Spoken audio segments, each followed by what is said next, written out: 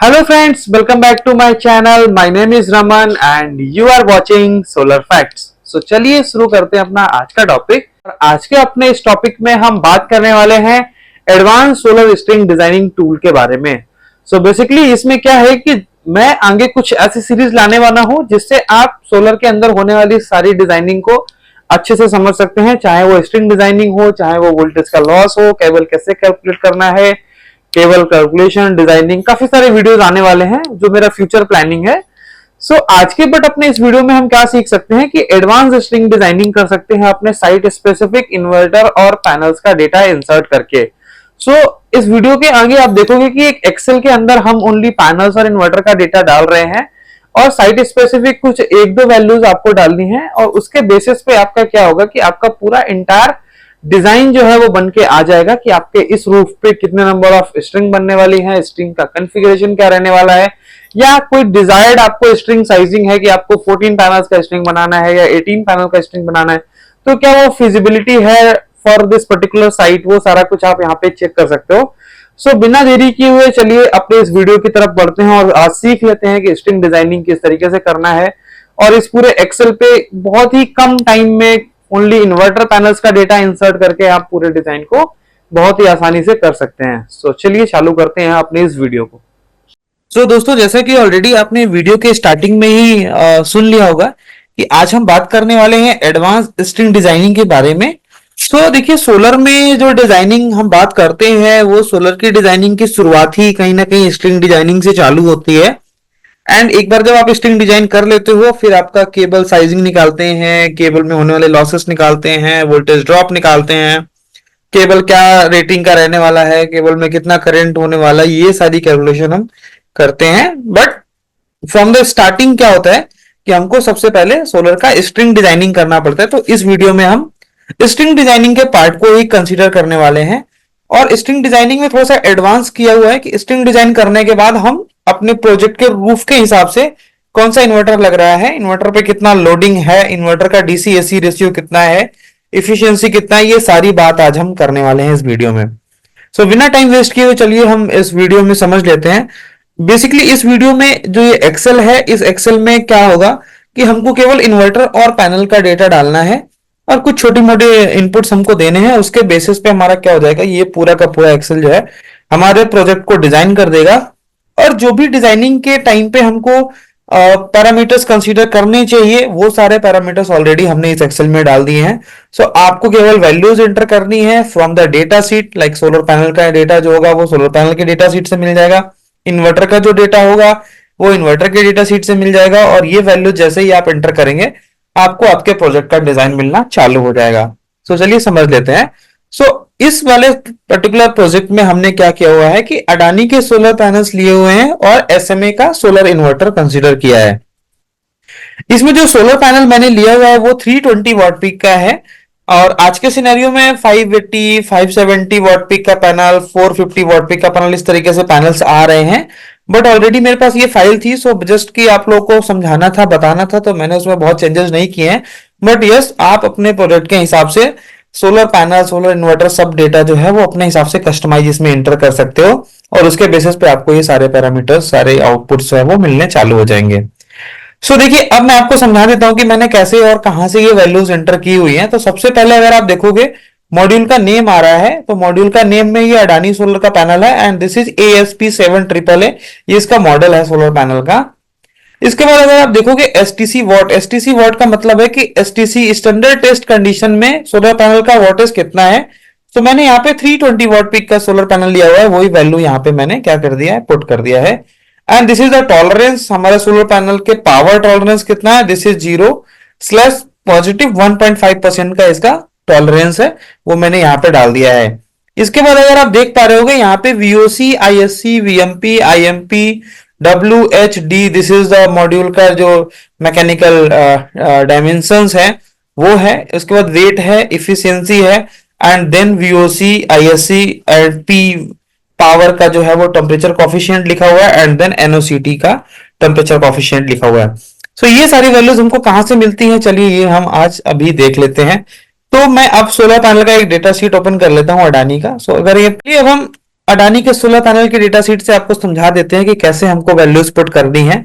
सो अगर आप यहाँ पे देखोगे, दिस इज द अडानी का सोलर पैनल है, उसका डेटा शीट यहाँ पे हमने ओपन कर रखा है।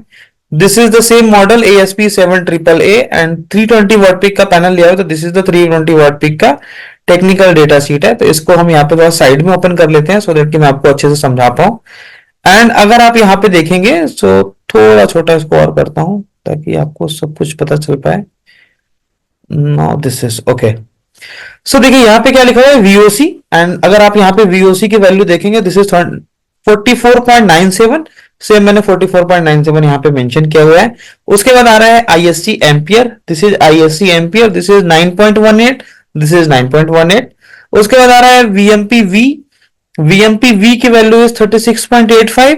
36.85 को ओवरऑल इसने राउंड फिगर कर दिया 36.9, बिल्कुल करेक्ट है। एंड उसके बाद IMP is 8.68, this is IMP is 8.68, बिल्कुल सही है। उसके बाद ये मॉड्यूल का मैकेनिकल डेटा शीट है, इसमें देखिए साइड में मॉड्यूल का आपको मैकेनिकल डेटा शीट मिल जाएगा। This is 1960, this is 1960 is the height of the solar panel, okay है। This is the width of the solar panel is 992, width of the solar panel is 992, okay है। And this is the frame का thickness, this is 35 mm का frame है, वो भी बिल्कुल correct है।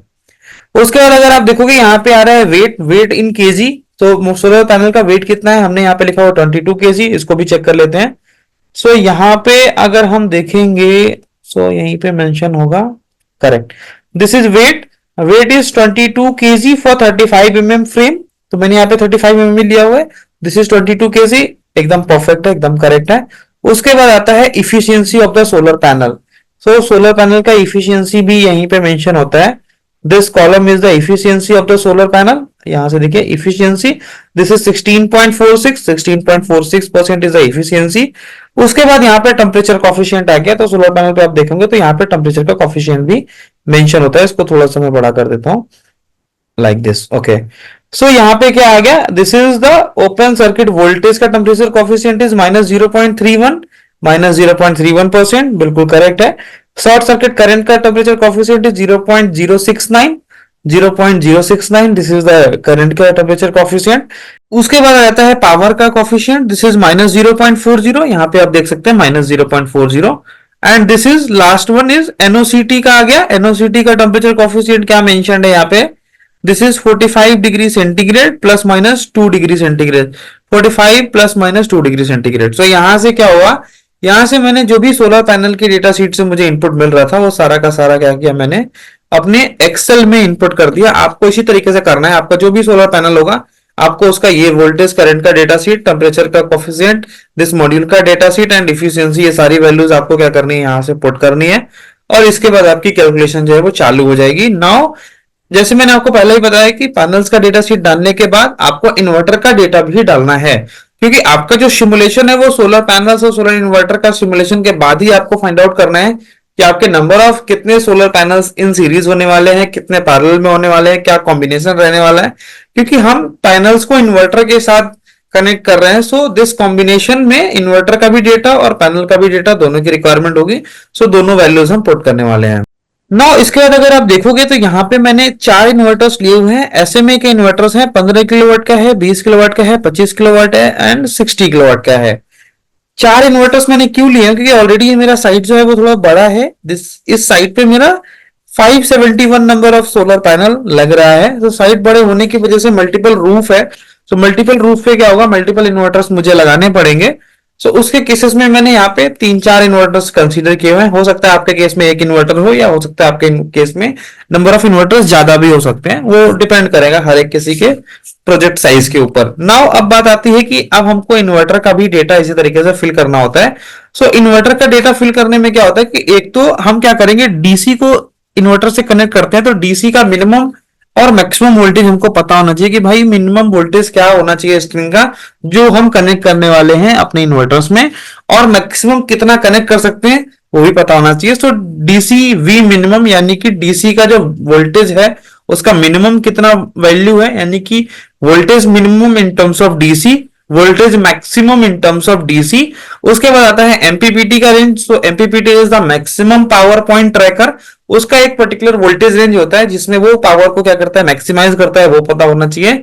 And DC का करंट जो है आईएमपी, मैक्सिमम पावर के लिए जो करंट रहता है वो हमको पता होना चाहिए, इन्वर्टर का इफिशियंसी पता होना चाहिए, और इसके बाद इन्वर्टर का जो आउटपुट होता है वो हमको पता होना चाहिए कि उसका वोल्टेज कितना है, नॉमिनल वोल्टेज कितना है, मैक्सिमम वोल्टेज कितना है, मिनिमम वोल्टेज कितना है, and what is the current, उसके बाद हमारा पावर लिखा हुआ है सिमिलर।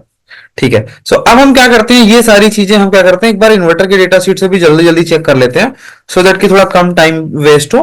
मैं आपको बता देता हूं कहां पे ये वैल्यूज मिलने वाली हैं। सो ये देखिए यहाँ पे हम आ गए हैं, एंड यहाँ पे आपको मैंने क्या बोला था, सबसे पहले वीडीसी मिनिमम, वीडीसी मिनिमम यहाँ पे देखिए मिनिमम इनपुट वोल्टेज कितना लिखा हुआ है, 150 150 150 for all the inverters, 15 kilowatt, 20 kilowatt and 25 kilowatt.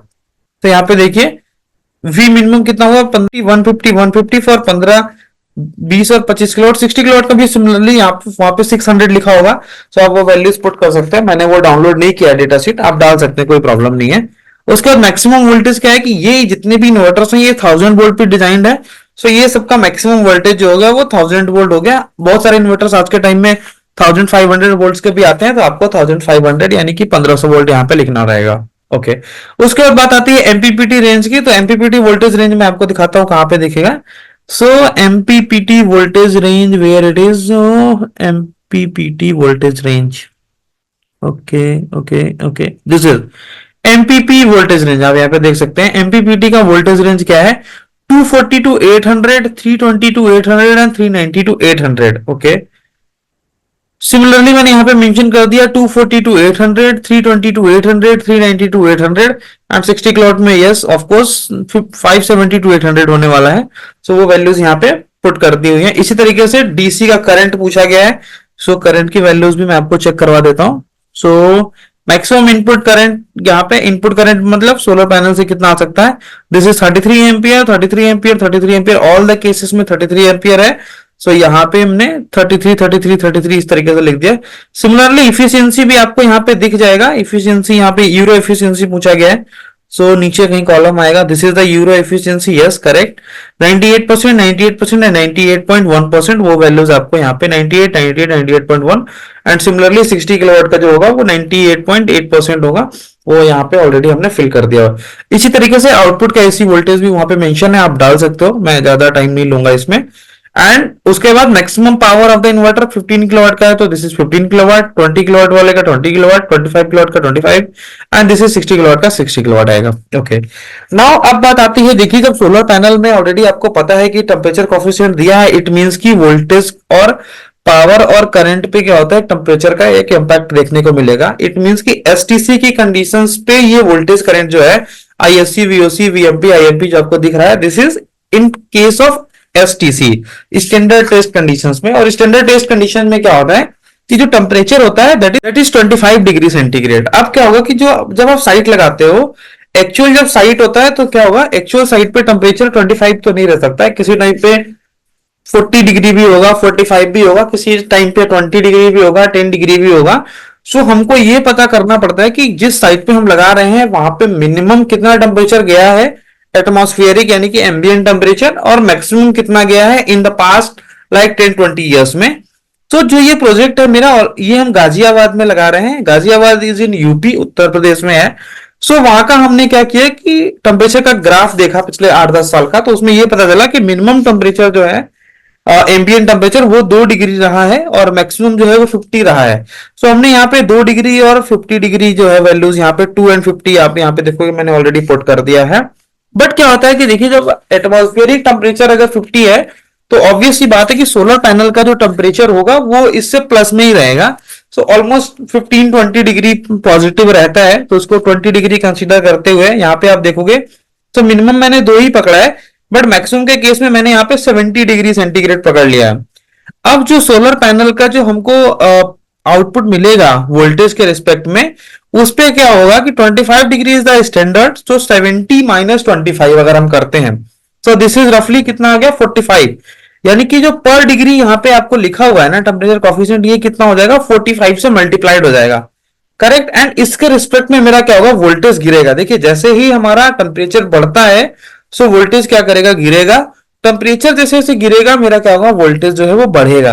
तो स्ट्रिंग का जहां पे मैक्सिमम वोल्टेज की बात आ रही है, इसका मतलब कि लोअर साइड में टेम्परेचर जो है उसको हम कंसीडर करेंगे, यानी कि अभी 2 डिग्री के हिसाब से हम यहाँ पे वैल्यूज चेक कर रहे थे। यहाँ पे अगर आप देखो, यहाँ मैंने जैसे ही क्लिक किया है तो यहाँ पे देखो 2 डिग्री जो है वो वाला वैल्यू यहाँ पे ऑटोमेटिक सेलेक्ट हो गया है।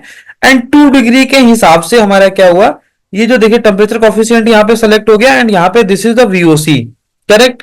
सो वीओसी की वैल्यू आ गई, टेम्परेचर कॉफिशिएंट आ गया, 2 डिग्री इज द टेम्परेचर आ गया। उसके रिस्पेक्ट में हमने 25 से यहाँ पे देखिए इसको माइनस करके रखा हुआ है ऑलरेडी, कि जो 23 डिग्री का मेरे को जो टेम्परेचर का इंपैक्ट दिखेगा मेरे वोल्टेज पे, वो हमने यहाँ पे इस फॉर्मूले से कैलकुलेट किया है। आपको जब ये इस एक्सेल पे काम करोगे या एक्सेल जब मैं ये दे दूंगा तो ऑलरेडी यहाँ पे वैल्यूज लिखोगे, वोल्टेज आपका आ जाएगा। So this is the maximum voltage जो रहने वाला है 2 डिग्री पे आपके स्ट्रिंग का।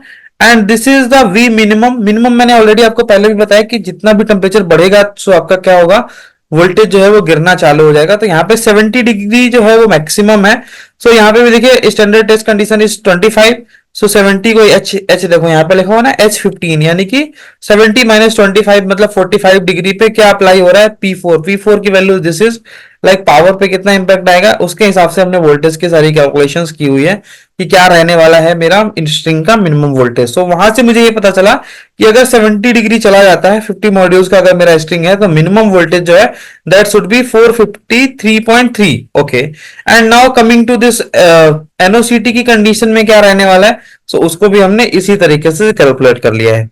नाउ यहाँ पे अगर मेरा 15 पैनल का हम स्ट्रिंग बनाते हैं तो this is the minimum maximum voltage, this is the minimum voltage and this is the nominal voltage. Now अगर मैं 16 का के बाद 17 का बनाता हूँ, 18 का बनाता हूँ, 20 का बनाता हूँ, 25 का बनाता हूँ, तो ये सारी वैल्यू जो ग्रीन में आ रही है इट मींस की ये सारे हम स्ट्रिंग की कॉन्फ़िगरेशन कर सकते हैं फॉर दिस पर्टिकुलर टेम्परेचर में, और हम कह सकते हैं फॉर दिस पर्टिकुलर एरिया के लिए जहां पे हम स्ट्रिंग बनाने जा रहे हैं। मैं आपको जस्ट चेक करके बता रहा हूं, अगर मैं यहाँ पे मॉड्यूल का काउंट बढ़ाता हूं लाइक 22 कर देता हूं, सो यहाँ पे देखिए यहाँ पे क्या होगा, मैक्सिमम वोल्टेज जो है वो एक्सीड कर गया। मैक्सिमम वोल्टेज कितना होना चाहिए था, so not be more than 1000, यहाँ पे 1059.9 हो गया है, यानी कि एक्सीड कर गया। इट मींस कि 22 पैनल्स का स्ट्रिंग जो है इस पर्टिकुलर साइड पे नहीं चल सकता है। चलिए इसको 22 को 21 करके देखते हैं। 21 किया, क्या आ रहा है, अभी भी ये नहीं हो सकता, यानी कि 20 इज द मैक्सिमम नंबर जिसका आप यहाँ पे स्ट्रिंग बना सकते हैं। चलिए हम लोअर साइड में भी एक बार काउंट करते हैं। यहाँ पे जो 15 लिया हुआ है इसको पकड़ते हैं हम 11, देखते हैं क्या 11 पैनल्स का भी स्ट्रिंग बन सकता है। यस, बन सकता है। 11 में जो आपका मिनिमम सबसे मिनिमम वोल्टेज आ रहा है 332.4, 332.4 का मतलब हो गया कि जो मिनिमम वोल्टेज रिक्वायर्ड इन्वर्टर के लिए दिस इज 150। अब इसको मैं और कम करके दिखाता हूं आपको। मैं इसको पकड़ता हूं 5 पैनल का स्ट्रिंग। 5 पैनल के स्ट्रिंग में स्टिल 420 है, अभी भी हो जा रहा है। हम इसको पकड़ते हैं 2 पैनल का स्ट्रिंग। 2 पैनल का स्ट्रिंग में नहीं हो पाएगा बिकॉज 2 पैनल का स्ट्रिंग जैसे ही हम बनाएंगे सो द मैक्स वोल्टेज जो है वो मिनिमम जो है वो 60 पे पहुंच जाता है। मिनिमम कितना रिक्वायर्ड है, मेरे को 50 रिक्वायर्ड है। मैक्सिमम को भी वो नहीं मीट आउट कर पा रहा है, एनओसीटी कंडीशन में भी नहीं जा पा रहा है। 2 पैनल का तो स्ट्रिंग नहीं बन सकता है। 3 का देखते हैं, 3 में भी पॉसिबिलिटी नहीं है, दिस इज 144। अब इसको 4 करता हूं मैं। जैसे ही मैं 4 करूंगा सो क्या होता है, ये मैक्सिमम वोल्टेज को तो ठीक है बट यहाँ पे मिनिमम वोल्टेज अभी भी 120 है। 5 करता हूं, 5 करता हूं, 5 करता हूं, दिस इज नाउ 5 करते ही यहाँ पे क्या हो रहा है कि 151 वोल्ट पे आ गया। मिनिमम रिक्वायर्ड था 150। सो 5 करते हैं तो इस टेम्परेचर रेंज में यानी कि 2 से 70 डिग्री तक जो भी आएगा वो सारा का सारा इसमें हमारा क्या हो सकता है, कंज्यूम हो सकता है। तो वापस इसको नॉर्मल कर देता हूँ, 15 नंबर का ही बना देता हूँ। सो ये आ गया। सो हमको पता चल गया कि 15, 17, 18, 19, 20 का कोई भी स्ट्रिंग बनाता हूँ, 16 का भी बनाऊंगा सो वो क्या होगा, वर्क करेगा। नाउ यहाँ पे क्या आ गया कि अब हमारे इस पर्टिकुलर साइट के लिए हमने डाल दिया कि 2 डिग्री है और 50 डिग्री है यहाँ पे temperature. Plant capacity is 182 kilowatt का प्लांट कैपेसिटी है, 320 वॉट पीक का सोलर पैनल है। एंड नंबर ऑफ स्ट्रिंग हमने यहाँ पे भी मेंशन कर दिया है, 15, 17, 18, 19, 20 का हमने ये कॉन्फ़िगरेशन लिए हुए हैं। इसके हिसाब से हम यहाँ पे हर एक रूफ पे असाइन कर देंगे कि कौन सा स्ट्रिंग कहाँ पे दे रहे हैं। Total number of solar panel is 521, irradiation 1000 लिया हुआ है। This is like basic information जो हमने डाली हुई है प्रोजेक्ट की। ना यहाँ पे देखिए, यहाँ पे देखोगे आप अरावली ऐसे करके ब्लॉक्स बने हुए हैं, हर एक रूफ का नाम लिखा हुआ है। नीलगिरी है, इस तरीके से सी ब्लॉक हो गया, सेंट्रल लाइबी हो गया, शिवालिक हो गया। ये अगर आप देखोगे तो तरीके से हमने क्या किया हुआ है, डिजाइन किया हुआ है। अब इस नीलगिरी पे हमारे क्या हो रहे हैं, दो इन्वर्टर्स लगेंगे। हमने यहाँ पे 20 किलोवाट और 25 किलोवाट इस तरीके से प्रोविजन दिया हुआ है। सो यहाँ पे अगर आप देखोगे, यहाँ पे मैंने 3 नंबर ऑफ स्ट्रिंग कंसीडर किए हुए हैं एंड स्ट्रिंग का काउंट क्या लिया हुआ है, मतलब कितने नंबर ऑफ पैनल्स का हम स्ट्रिंग बनाए हुए हैं। तो यहाँ पे देखोगे, ये देखो 20 पैनल्स का हमने स्ट्रिंग लिया हुआ है। 20 panels multiplied by 320, okay, multiplied by 3, 3 string बन रहा है, डिवाइडेड बाय 1000 से कर दिया। सो यहाँ पे हमारा क्या होगा, किलोवाट आ गया। यानी कि हमारा एक जो है कॉम्बिनेशन क्या बन रहा है, 19.2 किलोवाट बन रहा है, जिसमें हम 3 स्ट्रिंग्स यूज कर रहे हैं 20 की, एंड 20 किलोवाट का इन्वर्टर यूज कर रहे हैं। इन्वर्टर पे लोडिंग हो गया 96%। This is the one inverter. Now अब मैं अगर 4 स्ट्रिंग बनाता हूँ, 4 स्ट्रिंग मैंने कितने की बनाई है, आप यहां से चेक कर सकते हैं। So this 4 string of again 20 panels का ही हमने 4 स्ट्रिंग बनाया हुआ है उस रूफ पे, एंड उसका कॉम्बिनेशन मैंने क्या लिखा है, 25.60 आ रहा है। 25 किलोवाट का इन्वर्टर अगर हम देते हैं तो 102%, यानी कि 2% का लोडिंग है इन्वर्टर के ऊपर। तो 4 और 3 7, टोटल 7 स्ट्रिंग बन रहा है इस नीलगिरी जो हमारा अपार्टमेंट होगा या रूफ होगा, जो भी आपको समझना है, ब्लॉक समझ लो, कुछ भी समझिए, या इसको प्रोजेक्ट 1 समझ लीजिए। तो इस प्रोजेक्ट के ऊपर मेरे टोटल 7 नंबर ऑफ स्ट्रिंग्स बन रहे हैं, जिसमें, और ये सारे के सारे कितने के हैं, 20 नंबर ऑफ पैनल्स के हैं। बट इसमें 2 इन्वर्टर्स लग रहा है, एक 20 का लग रहा है, एक 25 का लग रहा है। This is the overloading percentage. Similarly Aravali पे आ जाओ। अब अरावली पे जैसे ही आप आओगे, यहाँ पे अगर आप देखोगे 14.2, यहाँ पे हमने क्या स्ट्रिंग का कॉन्फ़िगरेशन लिया हुआ है, दिस इज द 15 पैनल का हमने स्ट्रिंग कॉन्फ़िगरेशन इधर भी लिया हुआ है, एंड 19 का स्ट्रिंग कॉन्फ़िगरेशन लिया हुआ है, यानी कि 15 के 3 पकड़ रहा हूं मैं। और तो 15 into 3 is like 45 panels multiplied by 320, इसका आपका आ गया 14.4। एंड इसमें हम क्या कर सकते हैं, 15 किलोवाट का इन्वर्टर आराम से दे सकते हैं। So this is again like, इस तरीके से हम क्या करेंगे, कॉन्फ़िगरेशन अपने से डिफाइन कर लेंगे कि मेरे उस रूफ पे फॉर एन एग्जांपल इतने पैनल्स लग रहे हैं, तो मेरा क्या कॉन्फ़िगरेशन में बिठा सकता हूं। जैसे किसी छत पे मेरे 45 पैनल्स लग रहे हैं, तो हम 15 की 3 स्ट्रिंग बना सकते हैं। किसी पे मेरे 60 पैनल्स लग रहे हैं, तो मैं 20 की 3 लगा सकता हूँ। किसी पे 80 लग रहे हैं, तो मैं 20 की 4 बना सकता हूं। बट याद रखिएगा कि एक एमपीपीटी में सिमिलर काउंट का ही स्ट्रिंग होना चाहिए। अगर आपका 20 पैनल्स का स्ट्रिंग है, तो आप जितने भी एक एमपीपीटी में स्ट्रिंग कंसीडर कर रहे हो, that all should be like equal, कि 20 है तो 20 ही सारी स्ट्रिंग्स होनी चाहिए, 17 है तो 17 होनी चाहिए, 15 है तो 15 होनी चाहिए। आप ऐसा कर सकते हैं कि मल्टीपल एमपीपीटी में multiple type of string means multiple size का आप स्ट्रिंग जो है वो डाल सकते हैं एमपीपीटीज के अंदर। But this is valid only कि जब आपके नंबर ऑफ एमपीपीटी आपके अलग अलग हो। तो इस तरीके से हमने क्या किया, प्रोजेक्ट का पूरा डिजाइन कर दिया है। Now coming to this design वाला पार्ट, इसमें जैसे ही आप आओगे, ये वैल्यूज आपको ऑटोमेटिक जो है यहाँ पे डिस्प्ले करके आ जाएगा। और ये बहुत आपको मतलब हेल्पफुल रहेगा कि आपको केवल क्या करना है, पर्टिकुलर प्रोजेक्ट का यहाँ पे आप स्नैप ले लो। यहाँ पे लिखा हुआ है 20 का 3 स्ट्रिंग लग रहा है, 20 का 4 स्ट्रिंग लग रहा है, 15 का 3 स्ट्रिंग लग रहा है, 19 का 4 स्ट्रिंग लग रहा है। आपको पता चल गया कि नीलगिरी पे 320 वॉट पीक का पैनल है, 20 किलोवाट का इन्वर्टर है, मिनिमम वोल्टेज इतना है, this is the maximum voltage, and 20 panels का 3 स्ट्रिंग यहाँ पे आपका लगने वाला है, 20 पैनल्स का 4 स्ट्रिंग लगने वाला है। या आप बोल सकते हो कि सेंट्रल लाइब्रेरी पे जो है वो हमारा क्या होने वाला है कि इन्वर्टर का जो वोल्टेज है, 15 किलोवाट का इन्वर्टर लगेगा, उसका वोल्टेज मिनिमम मैक्सिमम ये है, और 15 का 3 स्ट्रिंग वहां पे लगने वाला है। इस तरीके से आपको सब कुछ इनपुट आप आराम से यहाँ पे दे सकते हैं। सो इसमें ये क्या होगा कि जैसे ही आप इधर वैल्यूज चेंज करोगे कैलकुलेशन वाली सीट पे, मैंने इस हिसाब से इसको डिजाइन कर दिया है कि ऑटोमेटिक वो सारी वैल्यूज यहाँ पे आ जाएंगी। यहाँ पे देखिए 15, 17, 18, 20 का जो भी हम स्ट्रिंग बना रहे हैं, उसका वोल्टेज भी यहाँ पे सारा का सारा यहाँ पे ऑलरेडी लिख के आ गया है कि 2 डिग्री पे कितना रहने वाला है, 70 डिग्री पे कितना रहने वाला है, इन्वर्टर के हिसाब से रेंज में है, वो तभी यहाँ पे ग्रीन है, अगर नहीं होता तो यहाँ पर रेड दिख रहा होता। जिस भी इन्वर्टर का एफिशिएंसी यहाँ पे, जो इन्वर्टर का लोडिंग जो है वो 100% से कम है, उसको हमने यहाँ पे ग्रीन इंडिकेट कर दिया हुआ है। सो थोड़ा सा स्लाइटली अंडर लोडिंग चल जाता है इन्वर्टर को, इतनी बहुत बड़ी प्रॉब्लम नहीं है। एंड ओवरऑल प्लांट का अगर हम डीसी एसी रेशियो देखेंगे तो दिस इज 99% है, यानी कि आपका जो सोलर पैनल है वो स्लाइटली थोड़ा सा कम है इन्वर्टर कैपेसिटी के हिसाब से। तो ये सारी चीजें यहाँ पे इंडिकेट कर रही हैं। आप अपनी वैल्यूज के हिसाब से आपको वो पैरामीटर्स इसी तरीके से दिखने वाले हैं। ये सारा इन्वर्टर का डेटा वहां से आ गया और ये एक्चुअल पिक्चर्स आ गए। तो आप क्या कर सकते हो, दिस डिजाइन को आप अपनी टीम के साथ शेयर कर सकते हो। दिस इज द कैलकुलेशन, यहाँ पे आप कैलकुलेट कर सकते हो। एंड डिजाइन को यहाँ पे आप फाइनली प्रिंट लेके अपने डिजाइन टीम को दे सकते हो फॉर, या एग्जीक्यूशन टीम को दे सकते हो कि दिस इज द डिजाइन, या आप किसी भी डिपार्टमेंट को सबमिट कर सकते हो, या आप जहां पे प्रोजेक्ट लगा रहे हो वहां पे अगर मांगा गया तो आप वहां सबमिट कर सकते हो। So this is the design and this is the calculation input जहां पे आपको वैल्यूज इनपुट करनी है। मेरे को लग रहा है कि आपको ये सब कुछ अच्छे से समझ में आ गया होगा। फिर भी कोई डाउट रह जाता है तो आप हमको कांटेक्ट कर सकते हैं। मेरा नंबर जो ऑलरेडी डिस्क्रिप्शन में लिखा हुआ है, तो आप वहां से निकाल के मुझे कॉल कर सकते हैं। कोई भी टेक्निकल रहता है सोलर पैनल से रिलेटेड, किसी तरीके की कोई भी क्वेरी रहती है, आपको कंसल्टेंसी चाहिए, आप प्रोजेक्ट डिजाइन कर रहे हैं नहीं कर पा रहे हैं, कोई इशू आ रहा है, आपको किसी पॉइंट पे फंस गए, स्टक हो गए किसी प्रोजेक्ट में, आपको पूछना है कुछ, आप पूछ सकते हैं। ऑलरेडी मेरा नंबर है वहां पे, आप मुझे कांटेक्ट कर सकते हैं। नंबर आपका अगर नहीं पिक हो पा रहा है, आप मुझे सेम नंबर पे व्हाट्सएप कर सकते हैं। व्हाट्सएप पे मैं जरूर रिप्लाई कर देता हूँ। समटाइम्स कॉल का रिप्लाई नहीं हो पाता है, बट नो वरी, आप मुझे व्हाट्सएप कर दीजिए, we will come back to you on WhatsApp. Okay, आशा करता हूं दोस्तों कि मेरे इस वीडियो से आपको काफी कुछ समझ में आया होगा और काफी इंफॉर्मेटिव लगा होगा। ऐसे इंफॉर्मेटिव वीडियोस देखने के लिए हमारे सोलर फैक्ट्स चैनल को लाइक कीजिए, शेयर करना मत भूलिए, सब्सक्राइब करिए, कमेंट करिए अगर आपका कोई टॉपिक है, सो दैट कि हम उस पे नेक्स्ट वीडियो ला सकें। Thanks for watching this video. Thank you so much.